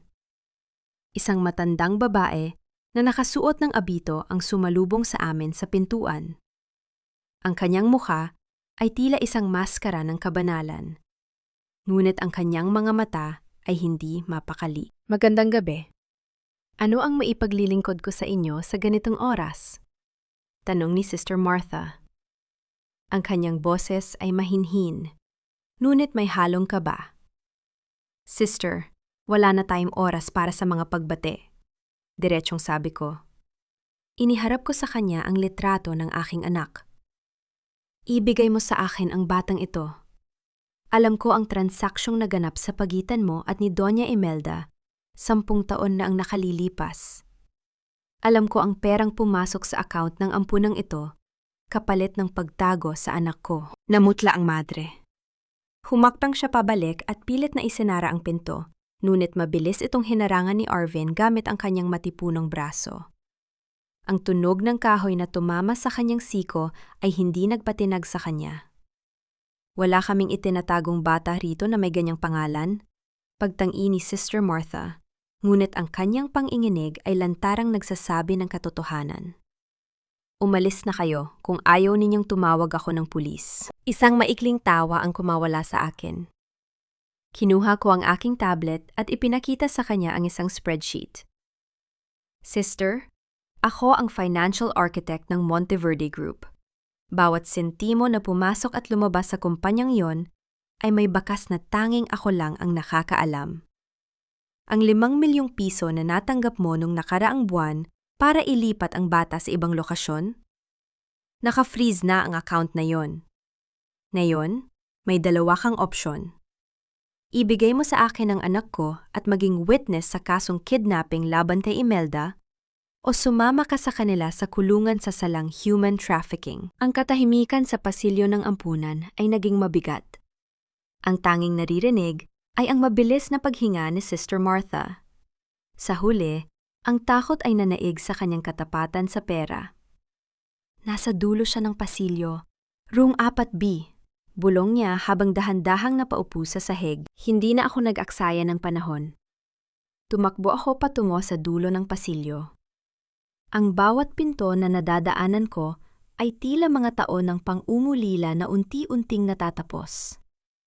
Nang marating ko ang room 4B, dahan-dahan kong itinulak ang pinto. Sa loob, sa ilalim ng malamig na liwanag ng isang maliit na nightlight, nakita ko ang isang batang lalaki na mahimbing na natutulog. Ang kanyang mga pilik mata ay mahahaba, katulad ng sa akin. Ang kanyang maliit na kamay ay nakakuyom, habang nakayakap sa isang lumang oso. Naramdaman ko ang paglambot ng aking buong pagkatao. Ang ice queen na binuo ko para protektahan ang aking sarili ay biglang natunaw. Lumapit ako sa kanya at dahan-dahang hinaplos ang kanyang buhok. Sa sandaling yon, ang lahat ng sakit, Ang lahat ng pagtataksil ni Brian at ang lahat ng kalupitan ni Imelda ay naging walang saysay. Ang tanging mahalaga ay ang init ng balat ng aking anak. Anak? Bulong ko. Ang aking boses ay nanginginig sa unang pagkakataon. Nagising ang bata. Iminulat niya ang kanyang mga mata na kasing itim ng gabi. Tinitigan niya ako ng matagal. Tila sinusubok ang kilalanin ang mukhang matagal na niyang napapanaginipan. Sa halip na matakot, isang maliit na ngiti ang sumilay sa kanyang mga labi. Ikaw ba ang angel sa kwento ni sister? Tanong niya sa isang malambing na boses. Hindi anak, ako ang nanay mo. Sagot ko habang dahan-dahan siyang kinakarga. Niyakap niya ako ng mahigpit at sa sandaling iyon, naramdaman ko ang kumpletong kapayapaan. Ngunit ang kapayapaang iyon ay panandalian lamang. Pumasok si Arvin sa kwarto. Ang kanyang muka ay puno ng tensyon. Kim, kailangan na nating umalis. Na yon din, sabi niya. Ipinakita niya sa akin ang kanyang cellphone. Isang live stream ang kasalukuyang nagaganap. Makikikita sa screen ang isang maranging simbahan sa Manila. Naroon si Brian, suot ang kanyang puting tuxedo, at si Sofia, na nakasuot ng isang napakamahal na trahe de boda. Ang seremonya ng kasal ay nagsisimula na, mas maaga kaysa sa nakaplano. Minamadali nila ang kasal para makuha ang legal na kontrol sa mga shares na iniwan ng tatay mo bago pa lumabas ang balitang buhay ka, paliwanag ni Arvin. At may masama pang balita. Naglabas ng statement si Doña Imelda. Sinabi niya na ikaw ang dumukot sa bata mula sa ampunan at itinuturing kang armed and dangerous na suspect. Isang malamig na ngiti ang sumilay sa aking mga labi habang nakatingin sa screen. Armed and dangerous? Tama siya. Dahil wala nang mas mapang-anib pa sa isang inang binawi ang lahat ng minahaw sa kanya. Humarap ako sa investor ng Vera Group na nakatayo sa pinto. Ihanda ang helicopter. Pupunta tayo sa Manila. Gusto kong makita ang mukha ni Sofia kapag nalaman niyang ang patay na asawa ni Brian ay hindi lang buhay, kundi dala-dala ang tunay na tagapagmana ng korporasyon. Habang pabalik kami sa helicopter, mahigpit ang hawak ko sa kamay ng aking anak. Ang gabi ay malalim pa, pero para sa akin, ang umaga ay nagsisimula na. Isang umagang may kasamang bagyo na wawasak sa pamilya Monteverde. Ang malakas na ugong ng ilis ng helicopter ay tila isang babala na bumubasag sa katahimikan ng madaling araw habang binabaybay namin ang langit patungong Maynila. Sa loob ng cabin, mahigpit ang yakap ko kay Nathan. Ang pangalang ibinigay ng mga madre sa aking anak, na ngayon ay mahimbing na natutulog sa aking kandungan. Ang kanyang maliit na hininga ay ang tanging musikang nagbibigay sa akin ng lakas sa gitna ng nagbabadyang gulo. Tumingin ako sa labas ng bintana. Ang mga ilaw ng syudad ay unti-unting lumalapit, tila mga kumukititap na bituin na saksi sa aking pagbabalik. Hindi na ako ang Kim na umalis na talunan at sugatan. Ang Kim na bababa sa sasakyang ito ay isang bagyo na wawasak sa bawat kasinungalingang itinayo ni na Brian at Sofia. Miss Monteverde, 5 minuto na lang at lalapag na tayo sa helipad malapit sa Manila Cathedral, sabi ng lead investor ng Vera Group habang tinitingnan ang kanyang mamahaling relo. Ang aming legal team ay nakahanda na sa labas ng simbahan. Ang lahat ng media outlets ay nakatutok na rin sa tinaguriang Wedding of the Year. Good, siguraduhin ninyong walang makakalabas na langgam sa simbahang yon hanggat hindi ako tapos, malamig kong sagot. Lumingon ako kay Arvin. Iniabot niya sa akin ang isang maliit na earpiece. Kim, ang mga kasamahan ko sa NBI ay nakapaligid na rin. Hindi makakagalaw ang Chief of Police ng Baguio dahil nasa ilalim na siya ng investigasyon. Protektado tayo. Salamat, Arvin, bulong ko. Sa kauna-unahang pagkakataon, naramdaman ko ang tunay na tiwala sa isang tao. Sa loob ng Manila Cathedral, ang bawat sulok ay pinalamutian ng mga puting bulaklak at kristal. Ang bango ng mamahaling pabango at ang dula-dulaan ng mga alta sosyedad ay pumupuno sa hangin. Sa harap ng altar, nakatayo si Brian, pilit na itinatago ang panginginig ng kanyang mga kamay sa pamamagitan ng pag-aayos ng kanyang tuxedo. Sa tabi niya, si Sofia ay tila isang reyna sa kanyang malapangarap na trahe de boda. Ang kanyang ngiti ay puno ng tagumpay. If there is anyone here who has a reason why this couple should not be joined in holy matrimony, speak now or forever hold your peace. Ang malumanay na boses ng pari ay umalingaw-ngaw sa buong katedral. Isang sandali ng katahimikan ang namayani. Ngumiti si Sofia. Handa na sanang bigkasin ang kanyang mga sumpa nang biglang bumukas ang malaking pintuan ng simbahan ng may malakas na puwersa. Ang lahat ng tao ay lumingon. Ang mga flash ng kamera ay nagsimulang magningning ng sunod-sunod. Humakbang ako papasok sa gitna ng pasilyo. Ang aking itim na trench coat ay isang matinding kontras sa kaputian ng simbahan.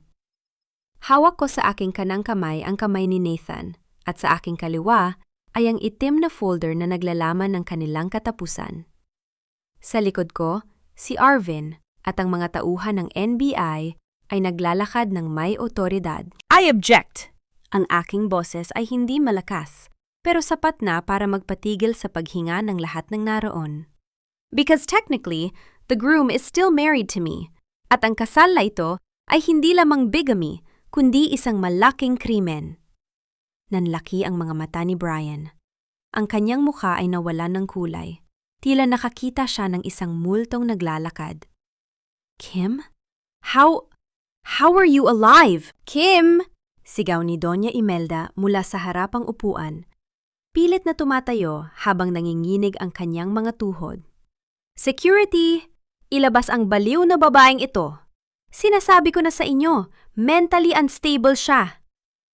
Ang tanging mentally unstable dito, Imelda, ay ang taong nag-akalang mapapatay niya ang sarili niyang manugang at itatago ang sarili niyang apo. Diretsyong sabi ko habang humihinto sa tapat nila. Iniharap ko si Nathan sa kanila. Ang bata ay nakatingin lang sa kanila ng may pagtataka. Brian, meet Nathan. Ang anak na sabi mo ay namatay. Ang anak na itinapon niyo sa ampunan para makuha ang shares ng tatay ko. Nagkaroon ng malakas na bulungan sa buong simbahan. Ang mga reporter ay nagsimulang mag-unahan para makuha ang pinakamagandang anggulo. Si Sofia ay nanginginig sa galit. Ang kanyang mukha ay namumula na sa ilalim ng kanyang belo. Nagsisinungaling siya. Hindi sa kanyang batang yan, sigaw ni Sofia. Brian, huwag kang maniniwala sa kanya. Baka na lang niya ito para sirain tayo. Ito ang DNA results, Sofia. Inihagis ko ang folder sa paanan niya. At ito naman ang listahan ng mga offshore accounts nyo na ginamit nyo para suhulan ang mga doktor sa Baguio. Everything is here. The fraud, the kidnapping, and the attempted murder. Lumapit si Arvin at inilabas ang warrant of arrest. Doña Imelda Monteverde, Brian Monteverde, at Sofia Vera, you are all under arrest for multiple counts of fraud, kidnapping, and frustrated murder. Huwag na kayong lumaban. Hindi ito maaari, sigaw ni Imelda habang pilit na humahawak sa upuan ng simbahan. Hindi niyo ako pwedeng hawakan. I am a Monteverde. Wala ng Monteverde Group, Imelda, malamig kong sabi. The board of directors just voted to remove all of you. At ang shares na kinuha nyo, bumalik na sa tunay na tagapagmana, sa anak ko. Pinanood ko ang pagkapit ng mga posa sa kanilang mga pulso. Ang hiyaw ng protesta ni Sofia at ang pagmamakaawa ni Brian ay tila musika sa aking pandinig. Ang katedral na dapat ay lugar ng kasal ay naging lugar ng kanilang paghuhukom. Bago sila tuluyang ilabas ng mga pulis, lumapit ako kay Brian. Tinitigan ko siya ng diretsyo sa mga mata. Mga matang dati ay puno ng pag-ibig, pero ngayon ay wala ng kahit anong emosyon. Sabi mo nun, I failed as a woman. Bulong ko sa kanya. Pero tingnan mo ako ngayon. I didn't just survive. I won. And you? You're just a footnote in my success story. Na mailabas na sila, Nanatili ako sa gitna ng simbahan. Naramdaman ko ang paghawak ni Nathan sa aking kamay. Tumingin ako kay Arvin at isang maliit na ngiti ang sumilay sa aking mga labi. Ang bagyo ay natapos na. "Tara na, Nathan," sabi ko sa aking anak. Uuwi na tayo sa Hotel de Cordillera, doon sa lugar kung saan tayo magsisimulang muli. Ang sikat ng araw na tumatago sa mga bintana ng Hotel de Cordillera ay hindi na kasing lamig ng dati. Ang bawat sinag ay tila haplos ng pag-asa, nagbibigay ng bagong buhay sa mga lumang muebles at madidilim na sulok ng lobby. Isang linggo na ang nakalilipas mula nang gumuho ang imperyo ng mga Monteverde sa Maynila, at dito sa Baguio, ang katahimikan ay hindi na amoy ng lihim, kundi ng kapayapaan. Nakatayo ako sa balkonahe ng aking opisina. Pinapanood ang mga manggagawa na muling pinupinturahan ang karatula ng hotel. Sa tabi ko, si Nathan ay abalang nagdodrawing sa isang maliit na mesa. Paminsan-minsan ay tumitingin siya sa akin at nangangiti. Isang ngiting nagpapaalala sa akin na ang lahat ng sakit na pinagdaanan ko ay may katuturan. "Mommy, look! I drew our house!" sabi ni Nathan habang ipinapakita ang isang makulay na drawing ng hotel na may malaking araw sa itaas. "It's beautiful, Nathan. Just like this place will be," tugon ko habang hinahaplos ang kanyang buhok. Pumasok si Arvin sa silid. Wala na siyang suot na uniforme dahil kasalukuyan siyang nasa ilalim ng administrative leave habang tinatapos ang investigasyon sa Chief of Police. Ngunit ang kanyang tindig ay nananatiling matatag. May dala siyang isang folder at 2 tasa ng mainit na tsokolate de batirol. "Coffee break?" aya ni Arvin sa isang malambing na tono. Inilapag niya ang folder sa mesa. "Ang balita mula sa Maynila. Sinintensyahan na kanina si Brian at Sofia. Dahil sa dami ng ebidensyang ibinigay mo, walang nagawa ang mga abogado nila. 10 to 15 years for kidnapping and fraud. Si Doña Imelda naman ay inilipat sa isang hospital facility dahil sa kunwaring heart condition. Pero bantay sarado siya ng mga tauhan ng NBI. Inabot ko ang tasa at humigop ng mainit na inumin. Ang tamis at pait ng tsokolate ay tila sumisimbolo sa aking buhay ngayon. They deserve more than that, Arvin. Pero ang makita silang nabubuhay sa loob ng 4 na sulok ng rehas habang pinapanood nila ang tagumpay ko sa telebisyon. Yan ang pinakamasakit na parusa para sa mga taong sumamba sa pera at kapangyarihan. You're right. Kanina lang, tumawag ang Board of Directors. Gusto nilang bumalik ka bilang Chairman Emeritus ng Monteverde Group. O dapat ko bang sabihing Cordillera Holdings na ngayon? Nakangiting sabi ni Arvin. I declined. Maikli kong sagot na ikinagulat niya. I'm staying here, Arvin. I'm focusing on the hotel and on Nathan. Ang kumpanya sa Maynila ay ipapaubaya ko na sa mga taong may malinis na hangarin. Gusto ko ng tahimik na buhay, pero may matatag na pundasyon. Tumayo si Arvin at lumapit sa akin. Ang distansya namin ay sapat na para maramdaman ko ang init ng kanyang presensya. And what about the man who helped you build that foundation? Tumingin ako sa kanya ng diretso. Walang laro, walang pag-aalinlangan. The man who helped me is always welcome in this hotel, not as a guest, but as a part of the family. Kung handa na rin siyang iwan ang gulo ng Maynila. Isang dahan-dahang pagtango ang ibinigay niya sa akin.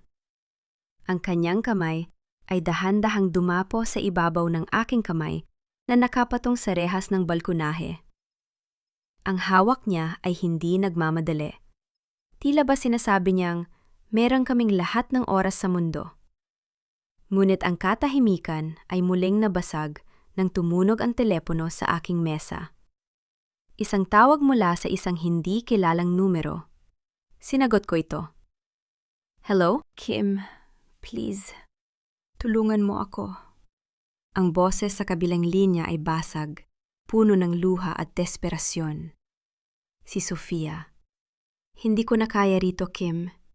Pinapahirapan nila ako. Sasabihin ko sa iyo ang lahat. ang tungkol sa tatay mo. Hindi lang si Imelda ang may gawa. May isa pang tao. Ang taong nagpundo sa kanila para makuha ang hotel mo. Nanigas ang aking katawan. Akala ko ay tapos na ang lahat. Akala ko ay nailibing na ang lahat ng sikreto kasama ng pagkakakulong nila. Sino, Sofia? Mag-isip ka ng mabuti bago ka magsalita. Malamig kong wika. Ang investor na tumulong sa'yo sa helicopter. Si Mr. Valdez ng Vera Group. Pabulong na sabi ni Sofia bago marinig ang tunog ng pagkahaagaw ng telepono sa kabilang linya at ang pagkaputol ng tawag. Dahan-dahan kong ibinaba ang telepono. Tumingin ako kay Arvin na nakikiramdam sa aking reaksyon. Sa labas, ang makapal na fog ng Baguio ay muling nagsisimulang gumapang patungo sa hotel. Tila isang babala na ang bagyong akala ko ay tapos na, ay may kasunod pa palang mas malakas na bugso. Lumingon ako kay Nathan na masayang nagpapatuloy sa kanyang pagdodrawing. Ang aking protektibong instinto ay muling nag-alab. Ang laban para sa aking katahimikan ay tila nagsisimula pa lamang. Arvin, tawag ko sa kanya habang tinitingnan ang listahan ng mga investors na hawak niya kanina. I think we need to look deeper into the Vera Group. Mukhang ang anghel na sumagip sa atin sa bangin ay may itinatagong sungay. Ang bawat hibla ng usok na nanggagaling sa aking tasa ng tsokolate ay tila nagsasayaw sa harap ng aking mga mata, dahan-dahang naglalaho sa malamig na hangin ng Baguio. Ngunit ang init na nararamdaman ko sa aking mga kamay ay hindi sapat para pawiin ang panginginig ng aking kalooban. Ang boses ni Sofia sa telepono ay patuloy na umuukit sa aking isipan. Isang babalang nagpabago sa kulay ng aking tagumpay. Kim, anong balita? Ang tanong ni Arvin ay bumasag sa aking malalim na pag-iisip. Ibinaba ko ang tasa ng walang ingay. Tiningnan ko siya at sa unang pagkakataon, nakita ko ang anino ng pagdududa sa kanyang mga mata. Ang Vera Group, Arvin, si Mr. Valdez. Sabi ni Sofia, hindi siya ang ating tagapagligtas. Siya ang mastermind na nagpundo sa mga Monteverde para ubusin ang pamilya ko 10 taon na ang nakalilipas. Hindi sumagot si Arvin. Sa halip, kinuha niya ang folder ng mga dokumento na ibinigay ni Valdez at dahan-dahang binuksan ang bawat pahina. Ang tunog ng paglipat ng papel ay tila isang mabagal na pagbilang ng mga segundo bago ang susunod na pagsabog. Kung totoo ang sinabi ni Sofia, bulong ni Arvin, ibig sabihin ay dinala natin ang kaaway sa loob mismo ng ating kuta. Ang pagliligtas niya sa atin sa bangin, ang pagpapahiram ng helicopter, lahat ng iyon ay bahagi ng isang mas malaking laro. Isang laro kung saan ako ang premyo, dagdag ko. Ang aking boses ay naging kasing talim ng yelo. Valdez didn't save me out of pity. He saved me because he needed a legitimate Monteverde to sign the final merger. Kapag nasa kanya na ang pirma ko, ang Hotel de Cordillera at ang lahat ng assets ng pamilya ko ay magiging pag-aari na ng Vera Group ng legal. He was just cleaning his tracks by getting rid of Brian and Imelda. Dali-dali kong binuksan ang aking laptop. Ang aking mga daliri ay mabilis na lumalakbay sa keyboard. Hinahanap ang mga nakatagong koneksyon sa pagitan ng Vera Group at ng mga kumpanyang ginamit ni Imelda noon. Bilang isang financial architect, alam ko kung paano magtago ng pera. Pero alam ko rin kung paano ito hanapin. Matapos ang ilang minuto, isang pangalan ang lumitaw sa screen. V Alpha Investments. Isang shell company na nakabase sa Cayman Islands. Ito ang kumpanyang naglipat ng pondo sa account ni Doña Imelda bago ang aksidente ng aking mga magulang. At ang may-ari ng V Alpha? Si Victor Valdez. Naramdaman ko ang paglamig ng aking sikmura. Ang taong kinamayan ko sa loob ng helicopter, ang taong nag-abot sa akin ng katarungan, ay siya ring taong nag-utos na patayan ng aking ama at ina. Arvin, nasaan si Nathan? Mabilis kong tanong. Ang aking puso ay nagsimulang tumibok ng marahas. Nasa garden siya, kasamang 2 security na ibinigay ni Naputol ang pangungusap ni Arvin. Nanlaki ang kanyang mga mata. Kasama ang security na ibinigay ni Valdez. Tumakbo kami pababa sa lobby.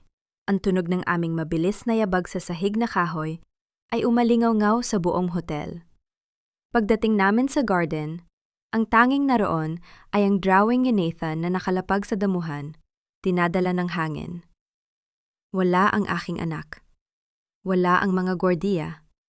Isang itim na sasakyan ang dahan-dahang pumarada sa tapat ng hotel. Bumukas ang pinto at lumabas si Mr. Valdez. Suot niya ang kanyang palaging maayos na Amerikana, ang kanyang ngiti ay tila isang ambon sa gitna ng tagtuyot, malamig at mapanlinlang. Miss Monteverde, Lieutenant Mendoza, bati niya sa isang formal na tono.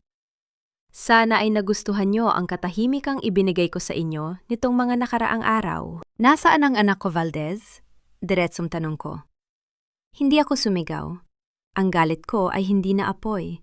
Ito ay naging isang patalim na handang pumatay. Tumawa siya ng mahina, isang tunog na walang kaunting saya. Ang anak mo ay ligtas. Namamasyal lang siya kasama ang aking mga tauhan. Pero alam mo, Kim, ang bata ay parang isang kontrata. Kailangan itong ingatan para hindi mawala ng bisa. Lumapit siya sa akin. Ang bawat hakbang niya ay tila isang pagangkin sa lupang kinatatayuan ko. Huwag na tayong magpaligoy-ligoy. Alam kong alam mo na ang katotohanan. Mas matalino ka kaysa sa inakala ko. Pero huli na ang lahat.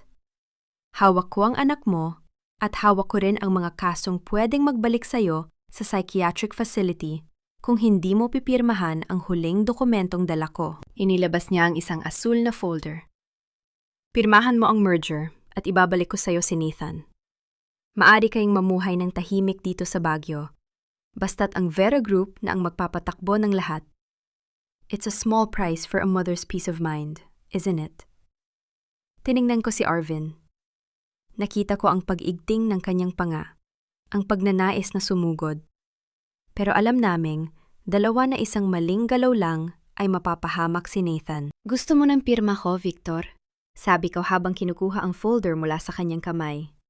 Ang aking mga mata ay nagniningning sa ilalim ng liwanag ng araw. Sige, ibibigay ko sa'yo ang pirma ko. Pero bago yon, gusto kong marinig mula sa'yo. Bakit? Bakit kailangang patayin ang mga magulang ko? Because your father was too stubborn, Kim. Sagot niya nang walang anumang pagsisisi. Ayaw niyang ibenta ang hotel na ito. Sabi niya, may lihim daw ang lupaing ito na hinding-hindi ko makukuha. Ngayong wala na siya, at ikaw na lang ang natitira, sa akin na ang huling halahak. Kinuha ko ang ballpen na inabot niya. Ngunit sa halip na pumirma, dahan-dahan kong iniharap sa kanya ang aking cellphone. Isang recording ang kasalukuyang tumatakbo. Isang live broadcast na konektado sa bawat media outlet na naging saksi sa aking pagbabalik sa Maynila. Salamat sa pag-amin, Victor. Bulong ko. The world is listening. At ang lihim na sinasabi ng tatay ko, hindi ito tungkol sa pera o lupa. Ito ay tungkol sa katotohanang ang isang tulad mo ay hinding-hindi mananalo sa isang taong wala ng takot na mawalan. Ang mukha ni Valdez ay biglang nagdilim. Ang kanyang kumpiyansa ay napalitan ng isang nakakatakot na bagsik. You bitch! Do you think a video will save your son? Inilabas niya ang kanyang radyo. Execute the order. Eliminate the child. Napatigil ang tibok ng aking puso. Ngunit, bago pa man makasagot ang nasa kabilang linya, isang pamilyar na boses ang narinig namin mula sa radyo ni Valdez.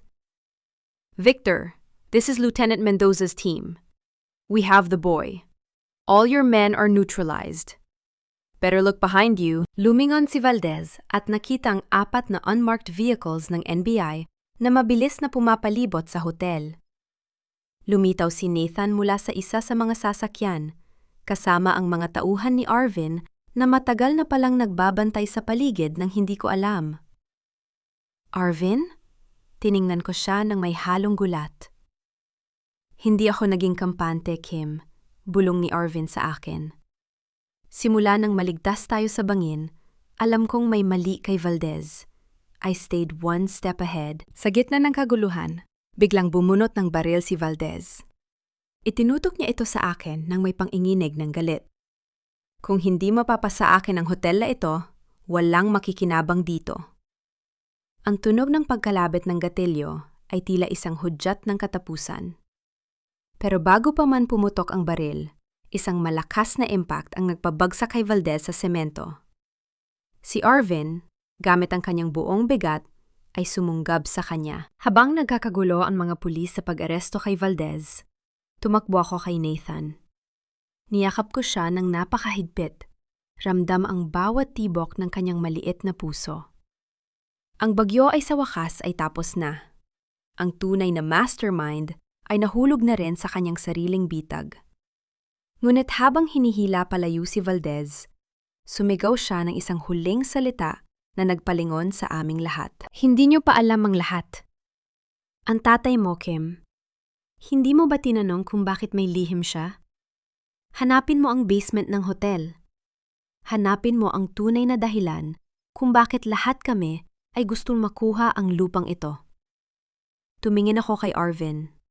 Ang katahimikan ay muling bumalik sa Hotel de Cordillera, pero isang bagong misteryo ang tila naghihintay sa ilalim ng aming mga paa. Ang katahimikan ay tila isang kumot na dahan-dahang bumabalot sa bawat sulok ng Hotel de Cordillera matapos ang pag-alis ng mga sasakyan ng pulis. Wala na ang ingay ng mga sirena. Wala na ang sigaw ng mga taong nagtangka sa aming buhay. Ang tanging naririnig ko na lamang ay ang banayad na paghinga ni Nathan na ngayon ay mahimbing na natutulog sa loob ng silid at ang malamyos na huni ng mga kuliglig sa labas. Nakatayo kami ni Arvin sa tapat ng isang lumang pintuan sa dulo ng kusina. Isang pintuan na nakatago sa likod ng malalaking istante ng pagkain. Ito ang daan patungo sa basement na binanggit ni Valdez bago siya tuluyang igapos ng batas. Hawak ko ang lumang susi na nakuha ko mula sa safety deposit box. Ang huling piraso ng puzzle na iniwan ng aking ama. Sigurado ka ba rito, Kim? Bulong ni Arvin. Hawak niya ang isang flashlight. Ang liwanag nito ay sumasayaw sa madilim na pasilyo. Maaring masakit ang matuklasan mo sa ibaba. Handa na ako, Arvin, sagot ko. Mas masakit ang mabuhay sa gitna ng mga kasinungalingan. Ang katotohanan, gaano man ito kapait, ay ang tanging magpapalaya sa amin ni Nathan. Dahan-dahan kong pinuwersa ang susi. Ang tunog ng pag-ikot ng lumang mekanismo ay umalingaw-ngaw sa katahimikan, tila isang daing ng nakaraan. Pagbukas ng pinto, ang amoy ng luma, alikabok at malamig na lupa ay sumalubong sa amin. Bumaba kami sa madilim na hagdanan. Bawat baetang ay tila isang paglalakbay pabalik sa aking pagkabata. Sa ilalim, hindi ginto o mamahaling hiyas ang nakita namin. Ang basement ay isang malawak na archive. Puno ng mga dokumento, mga mapa, at mga lumang record ng lupa sa buong Baguio. Sa gitna ng silid ay may isang matibay na vault na yare sa bakal. Gamit ang kombinasyong nakuha ko mula sa diary ng aking ina, binuksan ko ito. Sa loob ay may isang liham na selyado, may nakasulat na, "Para sa aking mahal na Kim." Binuksan ko ang liham at binasa ito sa ilalim ng liwanag ng flashlight ni Arvin. Kim, kung binabasa mo ito, ibig sabihin ay nahanap mo na ang tunay na kayamanan ng ating pamilya. Hindi ito ang hotel. Hindi ito ang pera. Ang Hotel de Cordillera ay itinayo sa ibabaw ng isang banal na lupaing ninuno. Ang mga dokumentong narito ay patunay na ang pamilya Monteverde at ang Vera Group ay walang karapatan sa mga bundok na ito. Ipinaglaban ko ang karapatan ng mga katutubo rito laban sa kasakiman ni Valdez at Imelda. Pinatay nila ako dahil hindi nila makuha ang pirma ko para gawing kasino ang buong lugar na ito. Anak, ikaw na ang bahalang magtuloy ng laban. Protektahan mo ang Baguio. Protektahan mo ang ating dangal. Naramdaman ko ang pagdaloy ng mainit na luha sa aking mga pisingi. Hindi ito luha ng pait, kundi luha ng pagmamalaki. Ang aking ama ay hindi lamang isang negosyante, siya ay isang bayani na nagbuwis ng buhay para sa isang prinsipyong mas malaki kaysa sa kanyang sarili. Ito ang dahilan, Arvin, sabi ko habang ipinapakita sa kanya ang mga orihinal na titulo at ang kasunduan sa mga lider ng komunidad. Valdez wanted to turn this paradise into a den of greed. At ang mga magulang ko ang tanging nakaharang sa kanya. Ngayon, wala na siyang magagawa. Tugon ni Arvin. Ang kanyang kamay ay dahan-dahang humawak sa aking balikat. Ang mga dokumentong ito ay sapat na para mabulok siya sa kulungan habang buhay. Justice is finally served, Kim. For your parents, for my father, and for everyone they stepped on. 3 buwan ang lumipas. Ang Hotel de Cordillera ay muling nagbukas. Ngunit hindi na bilang isang ordinaryong hotel. Ito ay naging isang heritage site at community center, kung saan ang kultura ng Baguio ay binibigyang pugay. Ang bawat sentimo na kinikita ng hotel ay napupunta sa edukasyon ng mga bata sa ampunan at sa pagprotekta sa kalikasan ng lungsod. Si Doña Imelda ay pumanaw na sa loob ng ospital dahil sa komplikasyon. Iniwan ang kanyang yaman na ngayon ay nakumpiska na ng gobyerno. Si Brian at Sofia? Balita ko ay hindi na sila nag-uusap sa loob ng kulungan, abala sa pagsisisi sa bawat isa habang unti-unting nalilimutan ng mundo. Ang kanilang wedding of the year ay naging joke of the decade. Nakatayo ako sa balkonahe. Tinitingnan ang dapit hapon. Ang fog ay dahan-dahang bumababa, tila isang puting kumot na nagbibigay ng katahimikan sa paligid. "Mommy, look! Arvin taught me how to plant these!" Sigaw ni Nathan habang tumatakbo palapit sa akin. May hawak na maliit na paso ng mga strawberry. Kasunod niya si Arvin, na ngayon ay opisyal na naging Chief of Police ng lungsod, matapos malinis ang kanyang pangalan at ang reputasyon ng kanyang ama. Wala na siyang suot na uniforme na yon, tanging isang simpleng t-shirt at pantalon. Ang kanyang mukha ay mas maliwanag at mas masaya. "He's a fast learner, Kim. Parang ikaw." Nakangiting sabi ni Arvin habang tumatabi sa akin sa rehas ng balkonahe. Tumingin ako sa kanya at sa unang pagkakataon sa loob ng maraming taon, naramdaman ko ang tunay na kapayapaan sa aking puso. Ang pag-ibig ay hindi na isang banyagang salita para sa akin. Hindi ito ang uri ng pag-ibig na mapanira at mapang-angkin na naranasan ko kay Brian. Ito ay pag-ibig na nagpapalaya, nagpapahilom, at nagbibigay ng lakas. Salamat, Arvin. Sa lahat. Bulong ko. Wala kang dapat ipagpasalamat, Kim. You did this. You stood up when everyone wanted you to fall. You are the strongest person I know. Sagot niya, habang dahan-dahan niyang kinuha ang aking kamay at hinawakan ito ng mahigpit. Huminga ako ng malalim. Nilalasap ang malamig na hangin na amoy pino. Ang sugat ng kahapon ay naging mga pilat na lamang. Mga pilat na nagsisilbing medalya ng aking tagumpay. Hindi na ako ang babaeng nadurog. Ako ang babaeng muling nabuo. Mas matatag, mas matalino, at may pusong puno ng pag-asa. Ang araw ay tuluyan ng lumubog. Ngunit sa gitna ng dilim, alam kong hindi na ako muling maliligaw. Dahil ang liwanag na hinahanap ko ay hindi na nanggagaling sa labas, kundi sa apoy na nagbabaga sa loob ng aking pagkatao. Ito ang aking bagong simula. At sa pagkakataong ito, ako na ang susulat ng sarili kong kwento.